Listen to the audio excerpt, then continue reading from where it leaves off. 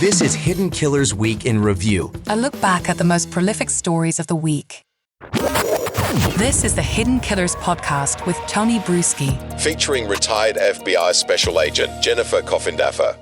Trial is well underway in James Crumbley's case. James Crumbley, the father of Ethan Crumbley, the Oxford High School shooter who took the lives of four of his classmates, rather.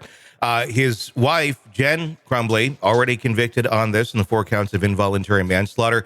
Are we going to see the same thing here with James? That's the question. Jennifer Coffindaffer, retired FBI special agent, joining us. I'm going to just throw that one out to you right there.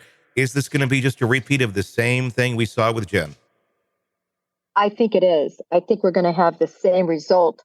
Although I find very interesting in this case, Tony, is the makeup of the jury.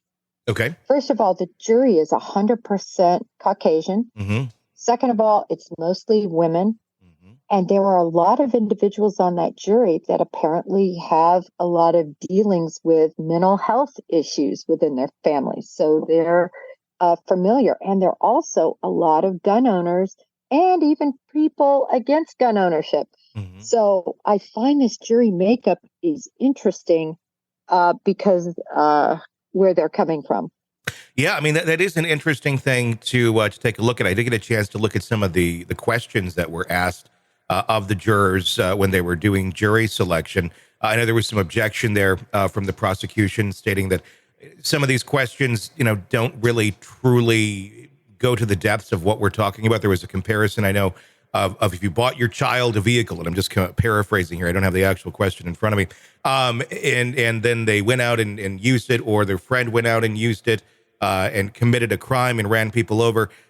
I get it, but the argument is not the same as a gun. I mean, a car's intended purpose is transportation.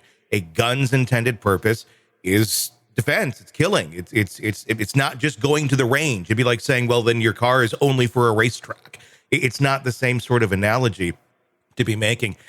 With the jury being, with the makeup of how you described it, do you feel that they did a good job with jury selection? Is this a fair, group of individuals to be making decisions on this, or should it be more diverse?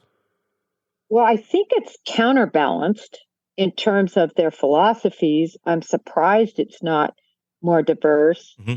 I do think the fact that it's made up, largely by women as opposed to men certainly will likely help the prosecution, Mm-hmm. I think. But, at the end of the day, Tony, it's the set of facts that I think are going to be the reason why we're going to see the same outcome. Yeah. It's really something. I was reviewing before our conversation these messages of this child that just over and over again was reaching out for help. Yeah. One of the messages, and I'm paraphrasing, but he's talking to his buddy, who, by the way, his buddy was very quickly removed and had to move, which was, I think, one of the reasons, the impetuses for this action by Crumbley for mental health issues. Mm-hmm. He was removed and put into, for mental health issues. So I'm just saying that these friends, I think, probably related on some levels of what they were suffering and going through. But in one of these messages, he says, I tried to talk to my dad about this, and, he gave me some pills and told me to suck it up. Yeah. And my mom laughed. That just looks, they're going to read these. And those women on that jury are just going to cringe because they're mothers. Yeah. It's chilling. I mean, it's chilling to say that to your child who is literally begging you for help. And in the big picture here, we got a bunch of dead kids at the end of this. That's the result of these choices that were made and this guidance that was given to a human being, Ethan Crumbley, the son of James Crumbley. So this is a dad giving this advice to his son who is literally begging for help. And there's a lot of ways I could look at and say, not everybody is extremely well-versed in mental health and what it means. And if somebody is suffering from depression or anxiety or personality disorder or whatever it may be, that's a good chunk of our population fairly clueless on it. But you would reasonably expect, even if you are not very well versed in it, even if you don't believe in taking pills, even if you don't believe in therapy, whatever it may be, if your child is asking for help and making illustrations of killing his classmates, I don't know in any way, shape, or form how a reasonable response would not be to try and get that kid help in some way, shape, or form. But it feels like they just, like you said, they just kind of laughed at it.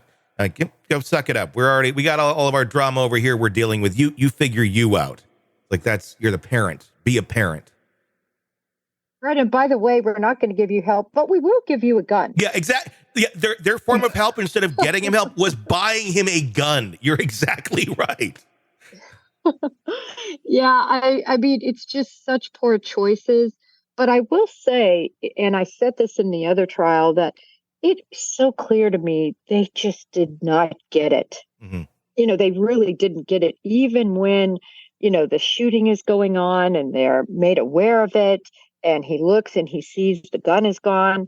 He thinks Ethan is going to kill himself. Mm-hmm. It doesn't really, register to him that he's going to kill others. Yeah. And I think that really points out, I said that from the beginning, I think these parents just were out of touch with their child. Yes. That they just didn't understand the degree that he was suffering, that he was having serious issues. Mm-hmm. And I don't think the jury's going to forgive that because, like you said, at the end of the day, we have dead children because of these choices. Yeah, it's not just, a crime was committed or something minor happened. Dead kids. And there's consequences to the actions. There's consequences to not getting it, too. I think that's kind of the angle they may be going on as well. He was sad. He was depressed. He lost his job. He's just trying to make ends meet, doing DoorDash. And in a lot of ways, he was. But that still doesn't dismiss you from the job of being a father, of being a parent that's at least somewhat in tune to what's going on with your child and helping them where they need it. Even if you don't get it. If you don't get it, there should be consequences to those actions, whether you got it or not. I agree. And when you look at, again, I'm going back to some of these text messages that I think are going to be really damning, where Ethan says, "Oh, my dad left the gun out, and I guess I'll do whatever with it," or words to that effect. That tells me, and I think it's going to tell a jury, how they didn't care for that gun properly. No, they made serious safety decisions that jeopardized and caused these deaths. And at the end of the day, in a way, his actions were more egregious than hers because it seemed like he was the one in charge of the gun, if you will. Mm-hmm. Yeah, I think both have been are completely accountable in this. Have you ever seen a case? I mean, it's a unique one without a doubt, but where essentially two people are charged with roughly the same crime, and one walks and one doesn't. The evidence is really pretty much the same in both. No, I do not understand why this is going to trial, other than the fact that likely the state was just not going to waver and give him any plea deal. That's the only way this could have happened, because any attorney and any defendant looking at this, especially after they severed and were tried separately, should look at the results of one and realize that's going to be the result here. Yeah, I can't see it any other way. Want to listen ad-free? Want advance access to all of our interviews before anyone else? Become a True Crime Today Premium Plus subscriber on Apple Podcasts. You get every episode commercial-free. So you can binge on true crime until you can binge no more. Search True Crime Today Premium Plus on Apple Podcasts now, or go to our podcast page and sign up now. More of the Hidden Killers podcast next.